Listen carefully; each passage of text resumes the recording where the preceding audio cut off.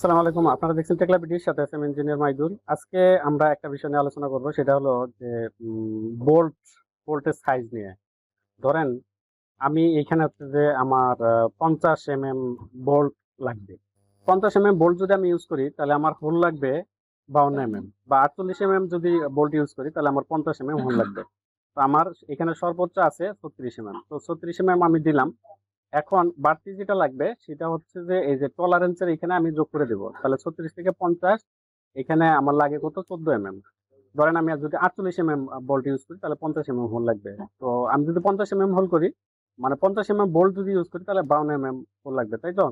তাহলে 36 থেকে 50 হলো 14, আর এখানে দিয়ে দিলাম 16, এই হলো 52।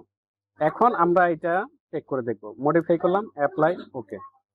এখন আমরা এটার একটা ড্রয়িং ক্রিয়েট করব। ড্রয়িং ক্রিয়েট করার জন্য সিলেক্ট অ্যাসেম্বলিজে গেলাম। এখানে গিয়ে দেখি আমরা কোনো ড্রয়িং ক্রিয়েট করা আছে কিনা। এখানে একটা ড্রয়িং ক্রিয়েট করা আছে, এটা আমি এখান থেকে সরাই দিলাম। দিয়ে এখন আমি এইটা নতুন করে ক্রিয়েট করব।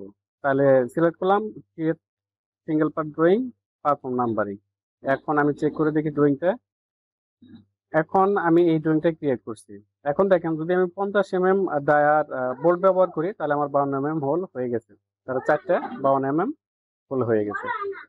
তো এইভাবে আপনারা হচ্ছে যে আপনাদের এই বোল্টের সাইজ নিয়ে যে সমস্যাটা ছিল, আশা করি এইভাবে আপনারা সলিউশন করতে পারবেন।